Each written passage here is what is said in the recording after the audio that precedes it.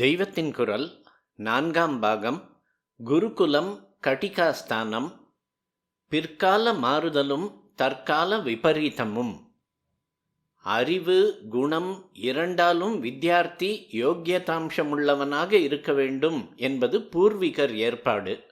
பிற்பாடு ஸ்கூல் என்று வைத்துவிட்ட பின் கிளாஸில் ரொம்ப ரவுடித்தனம் பண்ணாமல் இருக்கிறானா என்று பார்ப்பதற்கு மேல் குணத்தை பற்றி பார்க்க வேண்டியதில்லை என்றும், அறிவு குறைவை வைத்தே ஃபெயில் பண்ணுவதென்றும் அல்லது முதலிலேயே அட்மிஷன் கொடுக்காமல் இருப்பதென்றும் ஆயிற்று.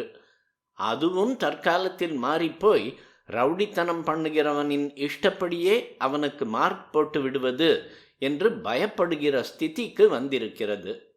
குணத்தையும் பார்க்க வேண்டாம், அறிவையும் பார்க்க வேண்டாம். எலெக்ஷனில் ஓட் வாங்க யாருடைய ஆதரவு தேவையாய் இருக்கிறதோ அந்த வர்க்கத்தைச் சேர்ந்த பசங்களாய் இருந்து விட்டால் போதும், அது ஒன்றுதான் யோக்கியதாம்சம் என்று ஆகியிருக்கிறது. ஆனால் அப்படி சொல்லிக்கொள்ளாமல் பிற்பட்டவரை முன்னுக்கு கொண்டு வருகிறோம், தாழ்த்தப்பட்டவரை உசத்துகிறோம் என்று சொல்லிக் கொள்கிறார்கள். இவை அவசியம் செய்ய வேண்டிய காரியங்கள்தான். ஆனால் எதையுமே அளவறிந்தும் முறையுடனும் செய்ய வேண்டும். பொது க்ஷேமத்தையும் சகல ஜனங்களுக்கும் கிடைக்க வேண்டிய நீதி நியாயத்தையும் கவனிக்காமல் செய்தால் அனர்த்தம்தான் ஏற்படும். இன்றைக்கு உள்ள சில சமூகங்களைச் சேர்ந்த பசங்களின் தாத்தாவும் கொள்ளு தாத்தாவும் ஆதிகால பூர்விகர்களும் நிறைய கல்வி கற்ற போது வேறு சில சமூகத்தினர் அப்படி செய்யவில்லை அல்லது செய்ய முடியவில்லை என்பதற்காக என்றைக்கோ உங்கள் தாத்தாவும் அவருக்கு தாத்தாவுடைய தாத்தாவும் படிப்பிலே கொடி கட்டி பறந்து விட்டார்களோ இல்லையோ, அதனாலே இன்றைக்கு நீங்கள் எத்தனை புத்திசாலிகளாயிருந்தாலும் உங்களை இரண்டாம் பட்சமாகத்தான் கருதி கலாசாலைகளில் இடம் கொடுப்போம். உங்களை விட தகுதியிலே குறைந்திருந்தாலும் யாருடைய தாத்தா முத்தாத்தா படிக்கவில்லையோ அவர்களுக்குத்தான் இடம் ரிசர்வ் பண்ணி வைப்போம் என்கிறார்கள். இப்படி சொல்வது வேறு எதற்கு பொருந்தினாலும் பொருந்தும். ஆனால் பகுத்தறிவுக்கு எப்படி பொருந்துகிறது என்பது புரியவில்லை.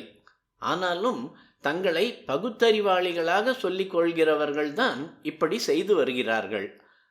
ஆதியிலே நிஜமாகவே ஜனசமூகம் தொழில்களால் ஜாதியாக பிரிந்திருந்த போது அந்த பிரிவினைக்கு ஒத்தாசையாகவே செய்திருந்த கல்வி முறையின் ஏற்பாட்டை ஜாதி கொடுமை என்கிறார்கள். இன்றைக்கு தாங்கள் அறிவு தகுதியை விட ஜாதிதான் முக்கியம் என்று ஏகத்தாராக ரிசர்வ் செய்வது அதைவிட ஜாதி கொடுமையாக இருந்த போதிலும் இதை முற்போக்கு, சமநீதி, பகுத்தறிவாளர் கொள்கை என்றெல்லாம் சொல்வது ஆச்சரியமாய் இருக்கிறது.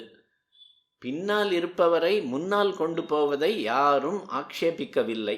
அதற்காக முன்னால் இருப்பவர்களில் தாங்களாகவே முன்னேறக்கூடியவர்களையும் பின்னாலே தள்ளி வைப்போம் என்பதற்குத்தான் ஆக்ஷேபம். பசிக்கிறவனுக்கு சாதம் போடட்டும், அதற்காக சாப்பிட்டு கொண்டிருக்கிறவனின் வயிற்றில் அடிக்க வேண்டியதில்லை. சமதர்மம், அபேதம் என்ற பரம உத்தமமான தத்துவங்கள் இப்போது விபரீதமாக நடைமுறைக்கு வந்து கொண்டிருப்பதில் ஒரு அம்சம்தான் இதுவும். ஜாதிகள் போக வேண்டும் என்பவர்களே தங்களுடைய கல்வி உத்தியோக கொள்கைகளால் ஜாதிகளை ஆழமாக அழுத்தமாக முத்திரை போட்டு கெட்டிப்பது இந்த விபரீதத்தில் பெரிய விசித்திரம்.